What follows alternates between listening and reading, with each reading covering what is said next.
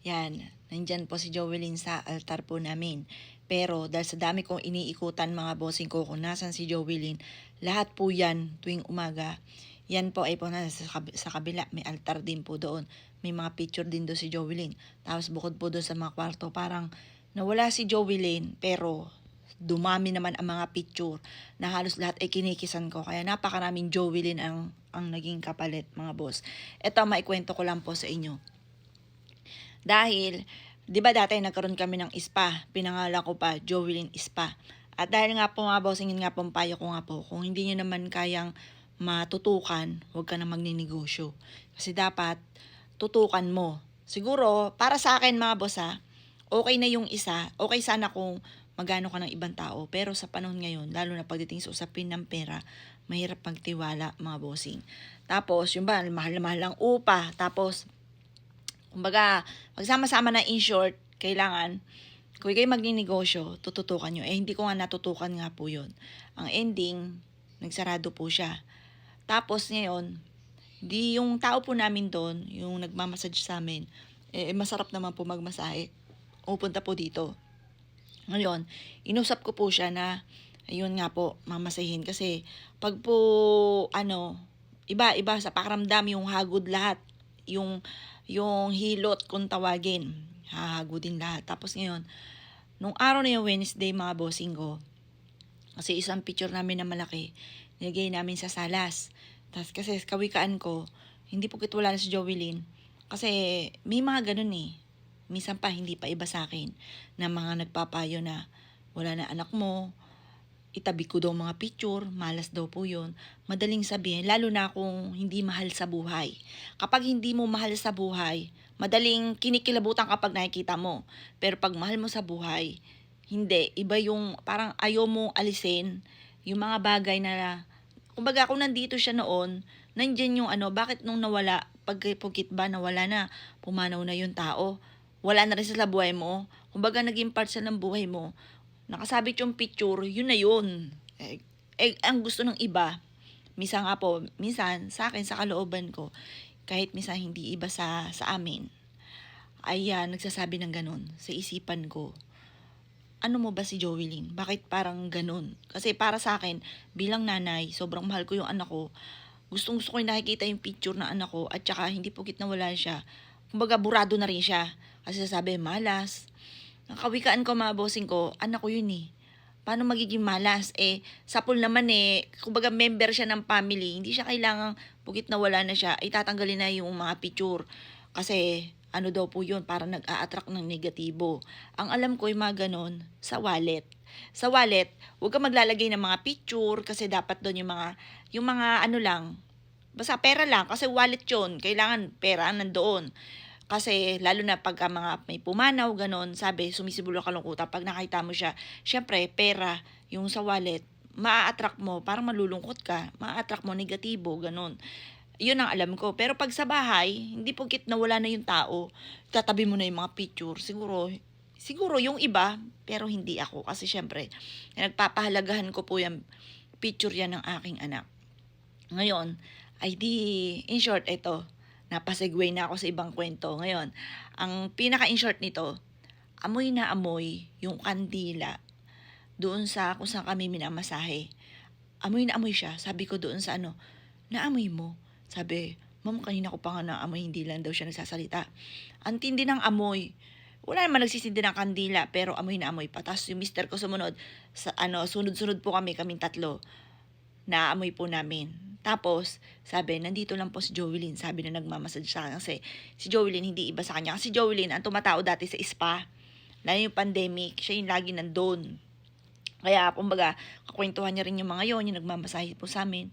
Kaya, sabi niya, dito po si Jovelyn. Tapos, mga bossing ko, eto pa. Yung picture, yung malaking ang picture ni Jovelyn, nilagay namin sa salas. Parang bantay po namin yun. May angel tayo sa salas. Sa may Christmas tree kasi siya yung nag-build noon ng 2023. Imagine niyo mga bossing ko, October 28 po siya na pumanaw. Pero mismong October, nung pumasok ang October, kinabit niya na ang Christmas tree. Tapos, yun nga po, kaya siya yung pinakahuli na nag-build noong Christmas tree yon mga boss.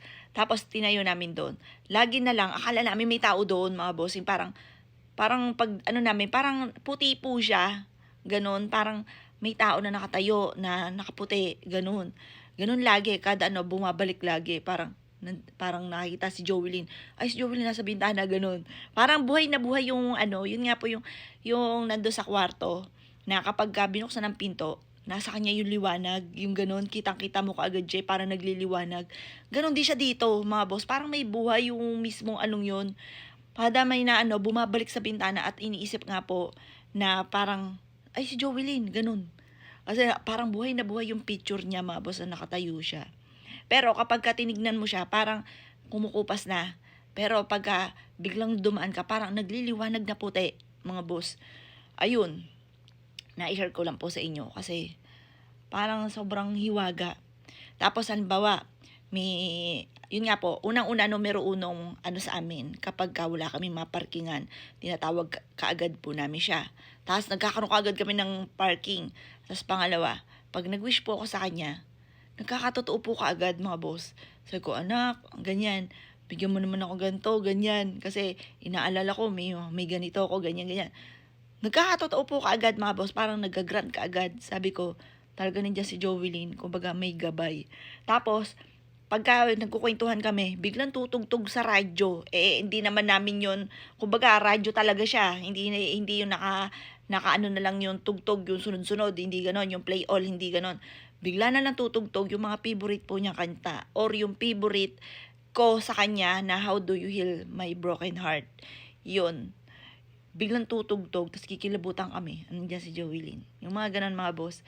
Napakahiwaga po niya. Siguro, sa akin, siguro kaya ganon si Jovelyn.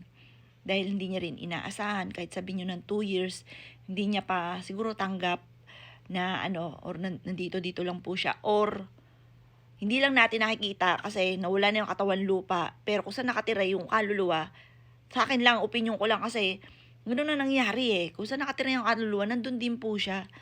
Kung saan siya nakatira, kumbaga hindi lang natin siya nakikita kasi nawala yung katawan lupa, pero yung kaluluwa, nandyan lang din, mga bossing.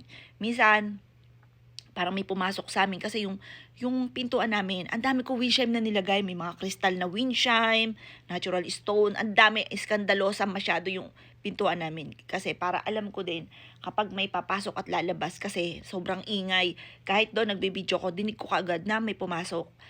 Kaya ganun din.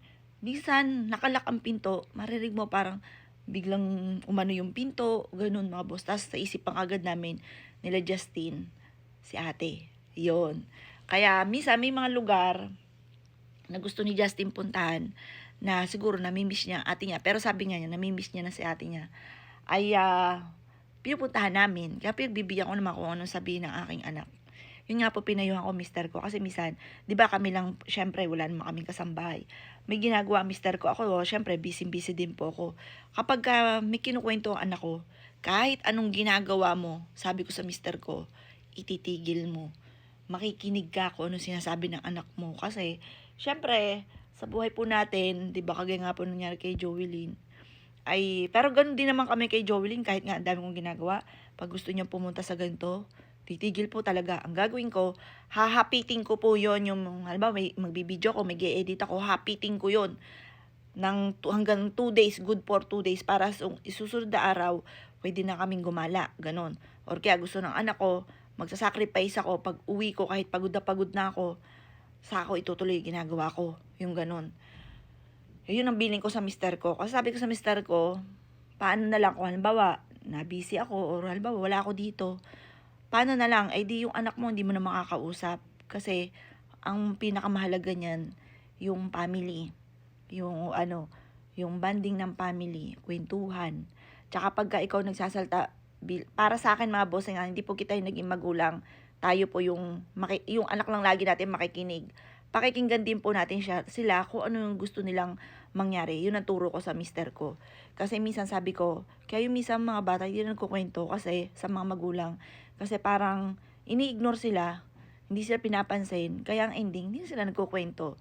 Kaya mas maganda, makikinig po tayo. Pero yun, turo ko rin dati sa anak ko. Sasabihin mo, anak, huwag kang magsisikreto. Oo, lanong oo. Pero kaya kailangan dapat pala kinukulit mga boss. Yun lang, napag-aralan ko lang base sa mga nangyayari.